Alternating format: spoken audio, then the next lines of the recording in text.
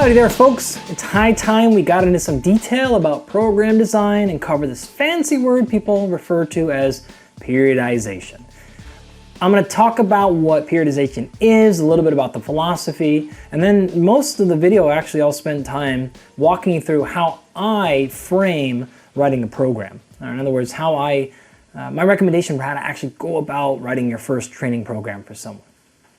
All right, so let's dive into a little bit in what I think will be another fantastic episode of 25-minute physiology. I think we can do this in 25 minutes or less.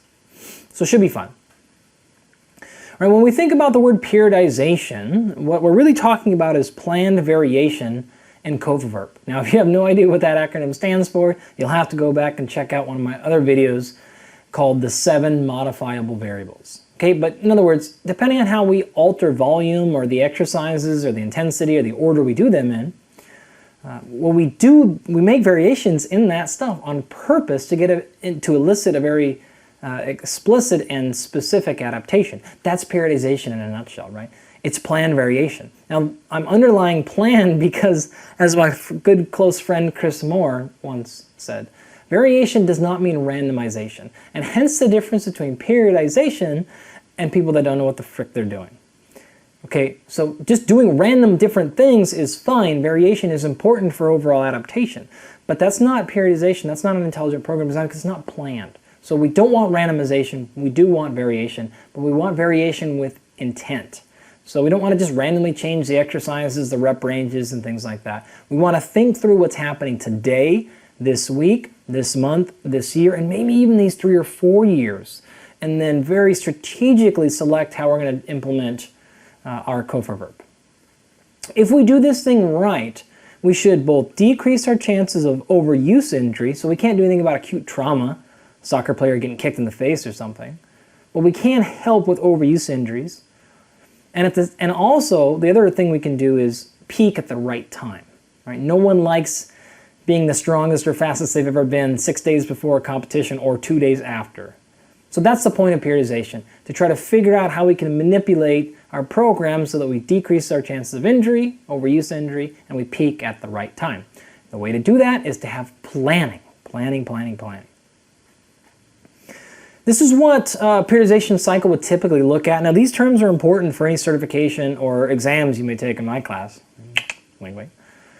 So a macro cycle is the biggest. Macro means large, right? So most people work on a 1 year long macro cycle. If you think about a typical sport athlete, it's almost a year-round thing. Now, Olympic athletes work on what we would in the biz call the quad.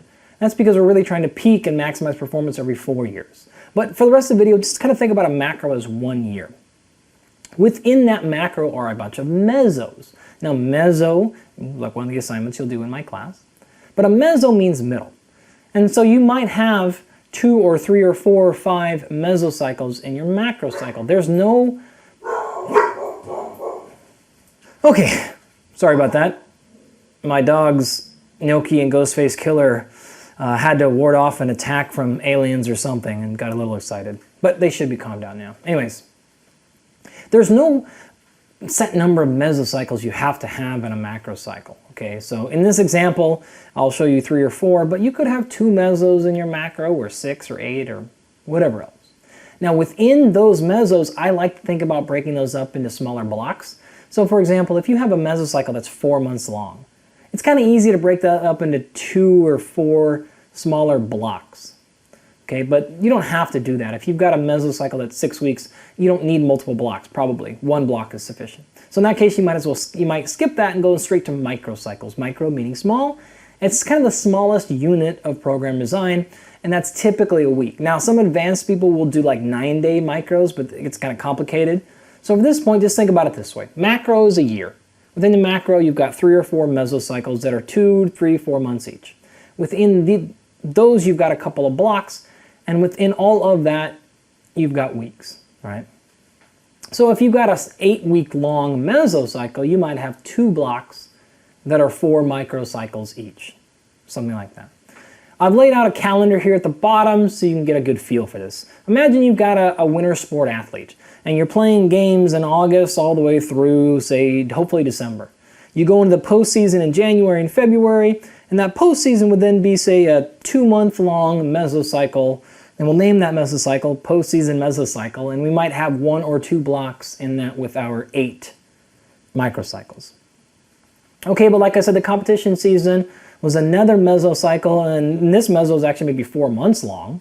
After postseason, you go into a 3.5-month-long off-season program, and then you've got maybe another 2 months or so set aside for preseason. So in this particular example, which is very, very, very, very common for most traditional athletes, you've got 4 mesocycles in your macrocycle.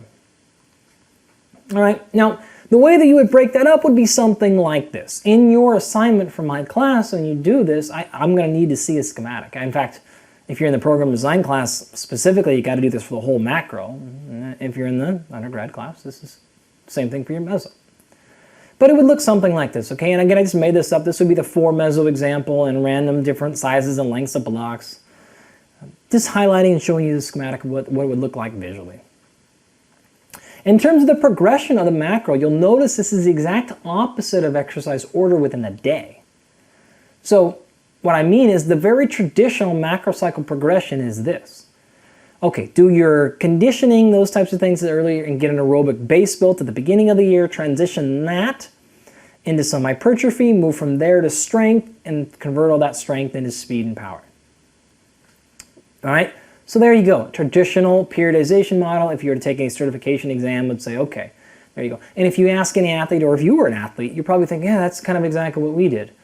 10 months away from competition, we did conditioning, we built a base, we transitioned to hypertrophy, strength, power, speed, etc.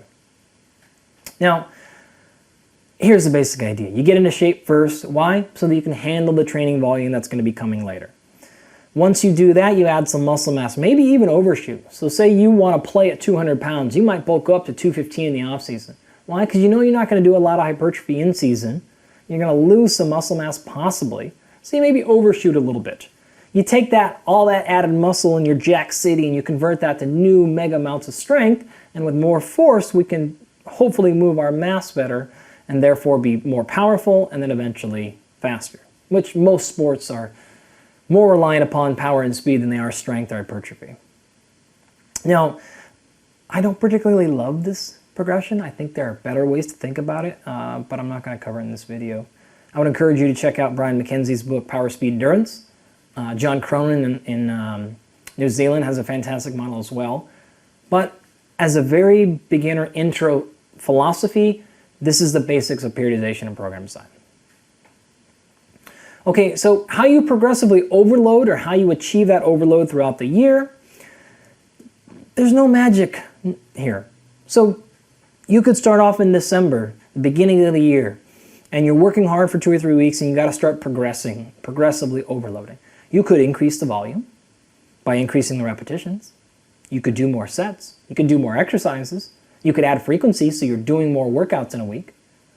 You could do any of that or increase intensity, so start lifting a little bit heavy, add 5 pounds every week, add 2%, whatever it's going to be. You could do the same thing and decrease the rest intervals. You could start increasing the complexity of the exercises or any combination of these. So these are just a few examples. It doesn't, not that it doesn't matter, it does matter. But the point is, any of it could work. So you have to progress in some fashion as you move throughout the year. That's the most important thing. The other thing you're going to hear commonly is we would typically move from general to specific throughout the year. So when we're really far away from competition, we're going to be doing more general movements. Or another way to think about this is they don't have to be incredibly sports specific. As we get closer to competition, though, we do get more specific. And so I've listed 6 different items here that all move from general to specific as the season gets closer. I'm not going to go through them all because that would be just kind of redundant. You'll get it. You're smart. I know you are. I'll just go a couple so you make sure you understand what I'm saying. Take a look at the range of motion. So you may do something like I'm working with a basketball player. And so 10 months away from the season, I'm not going to do exercises and I make sure that they go through the exact same range of motion that my player goes through in a game. Because I don't need to be that specific. I'll do more general. Kind of what I'm getting at here is one philosophy. I'm not saying I agree with this, but one philosophy would be, okay, in the off season, so after the season's over, we're going to come in and we'll do full range of motion squatting. And I know you'll never do a full all hip flexion all the way down to the bottom squat in a basketball game, but I don't care. I want a general movement pattern. But as we get closer to season, maybe preseason and in season, we'll start transitioning from full depth squats to partial range of motion, half squats or quarter squats, because that's more specific to the range of motion you're going to get in a game.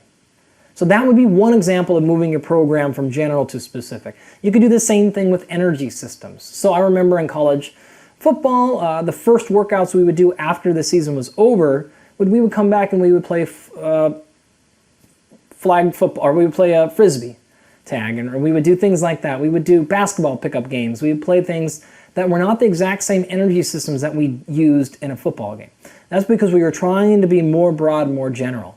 But I promise you, we were not playing grab ass, we were not playing pickup basketball 3 weeks before the season started. All of our conditioning was very specific to not only the sport, but our position.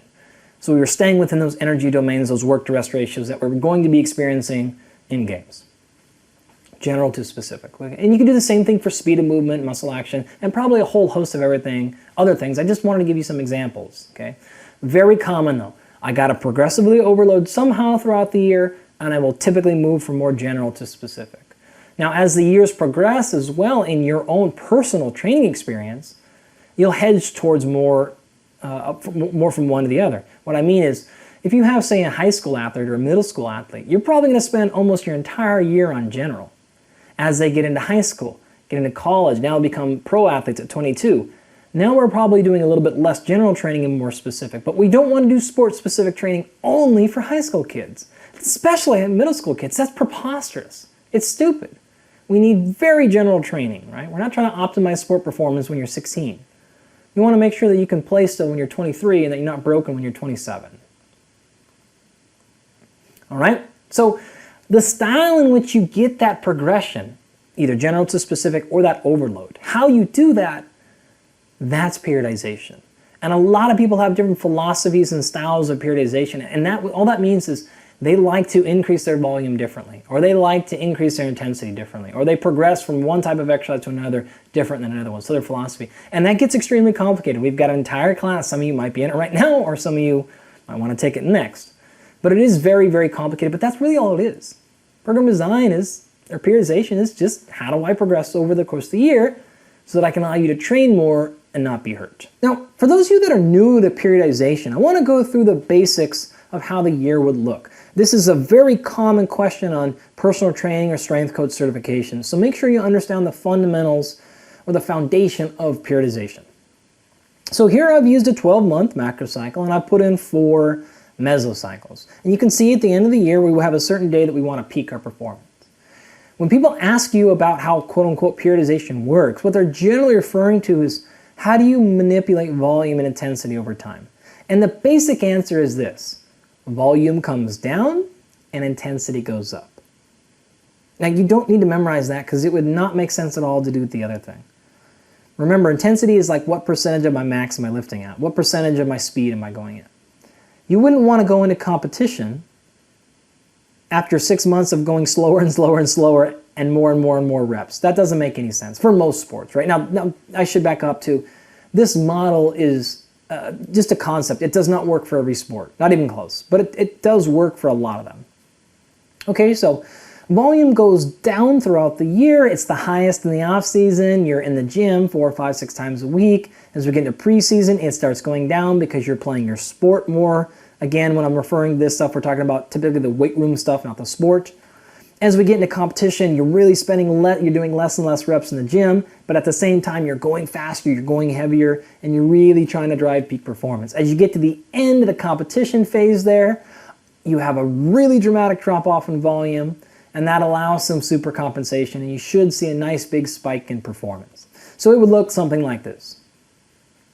Okay, you may actually see a pretty decent drop in performance in that off-season, preseason. And the reason for that is volume is really high, you're starting to pick intensity up, and you get a little bit of acute fatigue. A little bit of maybe what we'll call functional overreaching. So man, 2 or 3 weeks go by, you might go, oh, numbers are getting worse. I'm fatigued, things are building up. Don't back off right then. Not if you've got a plan. Not if you've got a year-long structured plan. If you don't know what the hell you're doing, you're making up workouts as you go, or you're making them up every 2 weeks at a time, well, you might want to back off because you don't know what's going on. But if you've got a year built out, at least in concept, And you know, all right, I'm 9 months away. This is when I should be feeling kind of in the pits. But I know soon the volume's coming down, I'll start to recover, and performance will go up. And again, look at the very end there. You notice what happens with the yellow bar. As soon as that volume drops off into the taper, and maybe I'll make another video on taper, but as soon as that happens, performance typically jumps way up. And so you should see that big peak in supercompensation. The other thing to note here is this. Your volume and intensity doesn't just go up or down linearly. They're small little waves, but those waves are typically offsetting each other. So a week or two when you bump up intensity a little bit, you have to go down because volume and intensity are inversely related. I can't do more reps of the same weight usually. Or the inverse. You want to go heavier this week? Okay, well, gotta take the reps down. Gotta take the volume down. Or again, just as a concept here. This is not exactly how it always works, but we're seeing it there. Now, in a program that I see, if I were grading an assignment, I don't care if your graph looks exactly like this. It just can't be straight.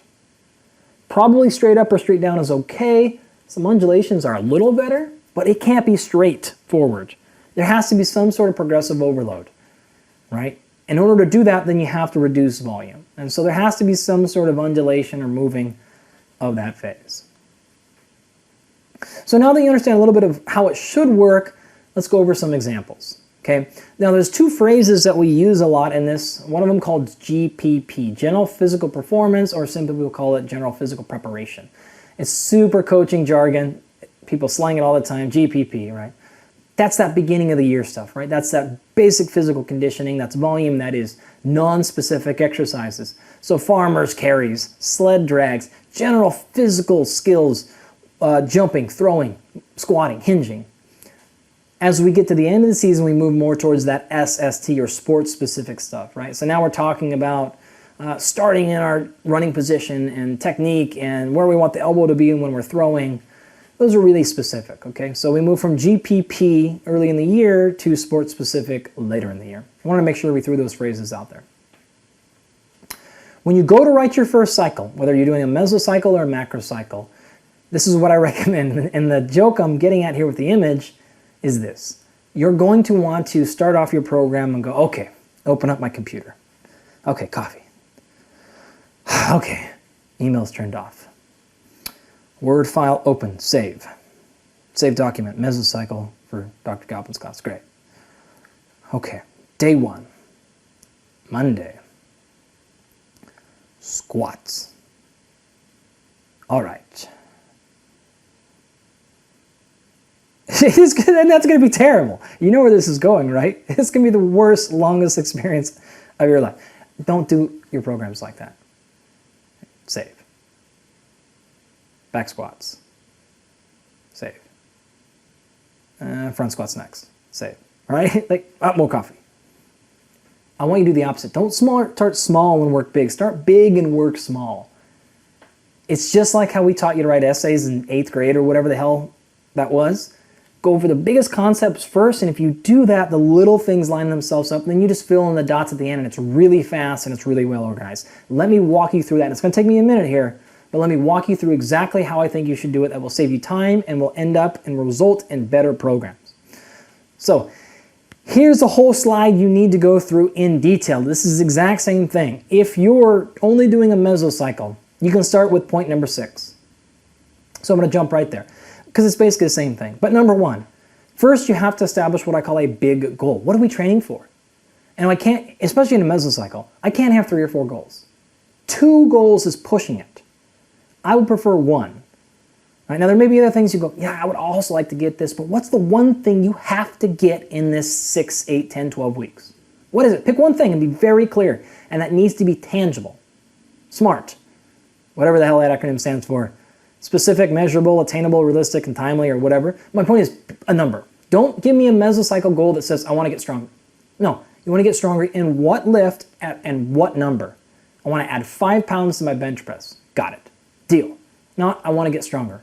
I want my arms to get bigger. No, how much bigger? How are we measuring it? Very specific, okay? Let's go with the example of want to improve my bench press by 10%. Okay, fine. Step number 1, that's written down. Notice I'm not programming any exercises yet. I'm not even close to picking exercises. I've got to figure out what I'm training for first, what I'm writing for.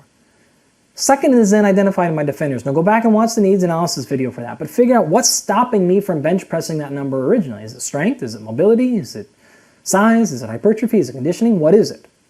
Identify that defender and write that down. It may be 1, 2, 3, 4 defenders. Whatever they are, write them down. And for each of those defenders, you need to identify a very specific goal. I need to be able to see that in your assignments.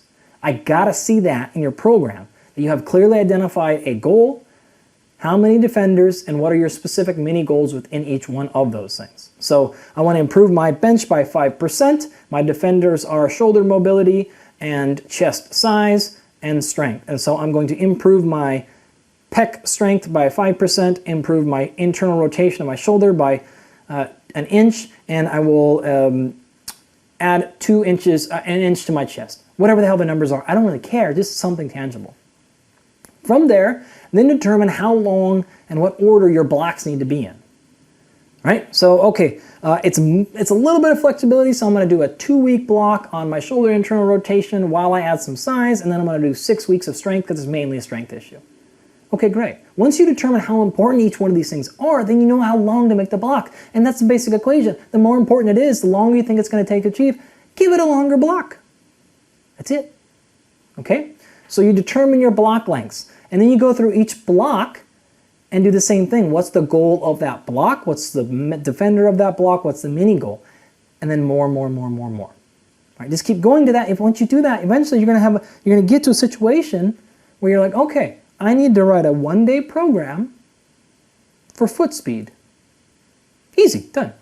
Okay, tomorrow I have to do a 1-day program for leg size. Okay, I know rep ranges and intensities for hypertrophy. Done. And it becomes pretty easy to fill in. So I'll walk you through a very specific example here. You use your own though. Okay, so step number 1 is actually the first thing I do is identify the calendar. So pick the important dates. When are you going on vacation? Holidays, exams, getting married, hard times of the year where you can't get to the gym, winter competition days. Start right there. If you're doing a mesocycle or a macrocycle specifically, you got to plan this stuff out. Right? If you write the hardest 3-week training block of the entire year that falls in somebody's spring break and you know they're going to Cancun, well, you're an idiot. Life will never win. Or life will always win. Sorry, not your training program. So write down all the non-negotiable dates in the calendar and then work backwards. Okay? That's actually step number 1. But then step number 2 is get that big goal down. Say this is an example, it's back squat. You want to improve that by 15%. That's our mesocycle big goal. We've identified 2 primary defenders, leg strength and ankle flexibility, and then we put specific mini goals to each one of those. Okay? Then we decide on our block length, okay, and I walked you through this orally a second ago, but now you're seeing visuals of it, and so your entire mesocycle might have a structure or schematic that looks something like this. All right? Easy then. Now just write me 5 weeks of strength for legs. You can do that. Start off week 1, write a strength program, and just progress it a little bit over 5 weeks, and that should be no problem. All right? I'll give you a couple of more scenarios to think through. Let's say the mesocycle goal is weight loss. That's a pretty common one, right? And I'll give you 2 scenarios. Scenario 1 is the person is, in shape, they have adequate muscle, they're just a little bit overweight. What do you think their mesocycle would look like? Just from this big schematic. Well, let's compare that to scenario 2. Right? Because in this case, you might just go straight to the mesocycle of high-intensity conditioning. They're in shape already. They move well. They got muscle. You just need to burn some calories. I have no problem getting this person started day 1 and doing 8 straight weeks. Maybe with week 5, we back off a little bit to recover, but we kind of go hard for 3, back off, 3-4 weeks, back off, and go hard until the other end. No problem there. It might look like this. Boom. Don't even need a block, really, right? Let's go the exact same training goal, weight loss, but let's go a different scenario. Okay? So now the scenario is they've never exercised before in their life. They have low muscle mass, and they're overweight. I would not put this person straight into a high-intensity interval week. They're going to get so sore, hurt, it's not going to last, they're going to flame out. You need to actually step back and say, okay, your defender of why you're overweight is a little bit different than the first person's. So maybe we need to spend time in this mesocycle getting ready to exercise, so maybe the design needs to look something like this. maybe 2 weeks of flexibility or kind of light body weight movements. Then work into maybe 3 or 4 weeks of hypertrophy just to build some volume in the joints, some basic strength, GPP. And then maybe by the end of the 8 weeks, we'll start getting in conditioning. I promise if you did somebody like that who's never exercised, they're overweight, and they end up doing 6 weeks of hypertrophy and conditioning, they're going to lose weight. At least the exercise part's taken care of. If they don't, it's nutrition, right? But this is a realistic approach to this person because their problems are different. And you're not going to kill these people by doing something like that. Okay, so once we get that done, we move on to the microcycles. And the microcycles are not that much more complicated. So let's take a look at several different examples of how I can manipulate the microcycles while having the same exact mesocycle goal. Now there's pros and cons to each one of these approaches, so I want you to learn that, understand that, and then use the one that is most appropriate for your situation. So for the example of learn, or for the purpose of learning here, let's just assume that in every one of these scenarios, the goal is the same, hypertrophy. Okay, so we're riding a mesocycle to maximize hypertrophy. Let me show you 4 or 5 different examples of how you can do that. Example 1, kind of like the fat loss one we talked about. Maybe 8 straight weeks of hypertrophy. Done. We modulate, progressively overload, we go up and down a little bit with volume with the back off week, but there's no other training adaptation. Example 2 is what we call alternating by microcycle, or alternating by week. So it could be something like this. 2 weeks conditioning, 2 weeks hypertrophy, 2 weeks of strength, 2 weeks hypertrophy. Pretty similar to the other example I just gave, right? But in this particular case, notice how the overall adaptation at the end of that 8 weeks, the biggest thing we're going to get is still hypertrophy. Why? Because that's what we spent the most time on. That's what's going to determine what our biggest adaptation is, right? We didn't need to do the whole thing because we had other stuff we had to work on. Now, what's the pro of the week 2? Well, it allows us to work on, or the alternating by microcycle approach. It allows us to work on multiple things. The downside, well, you didn't spend as much time on hypertrophy as you did in the example 1, so you're not going to get as much hypertrophy. But you may have needed to invest that time there because you had bigger problems to solve. Everything has a pro and a con. This gets even more exacerbated when we go to example 3, which is alternating by day. This may be something like day 1 of the week is hypertrophy, day 2 of the week is strength, day 3 of the week is hypertrophy. Same thing as example 1 and example 2, that's still a hypertrophy mesocycle. The end will still get there, but you may have decided, for example, we need some strength too. So you wanted to give yourself a very specific day to either keep the strength that you just got done building for 8 weeks or because you're also really weak.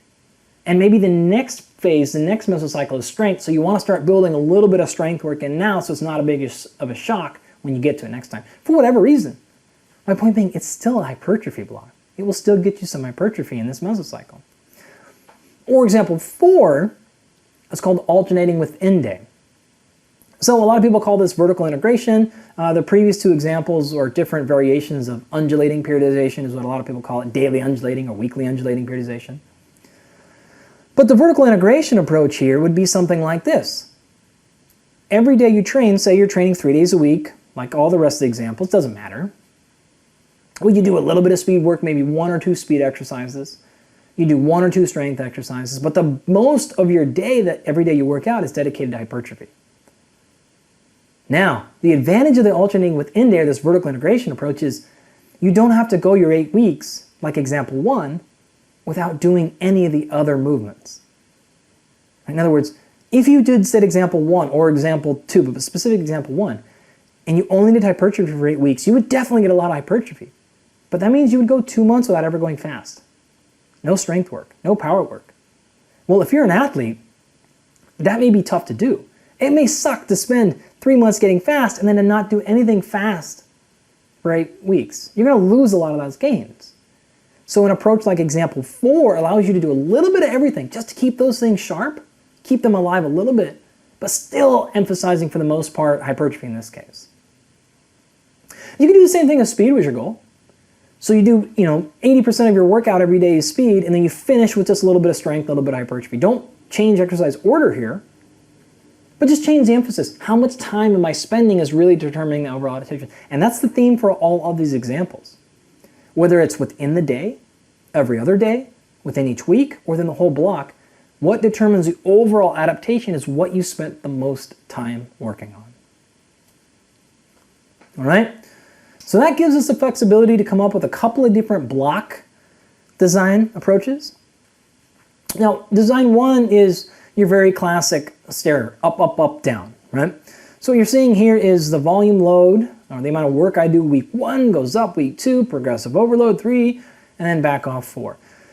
This 3-to-1 approach is very, very, very common. Most coaches are going to use somewhere between 3 to 5 weeks of loading before they have a back off week.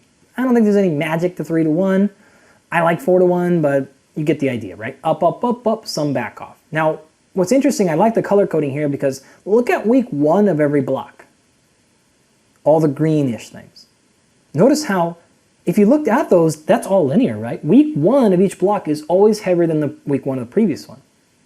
Same with week 2, same with week 3. And in fact, same with week 4. Even the back off weeks. In fact, if you look at the back off week of block 4, this is 16 weeks or 4 months into training, your back off week is actually heavier and harder than your very first week of training. It's actually almost as hard as your hardest week of block 1. It's because you're in better shape now, right? You're more fit.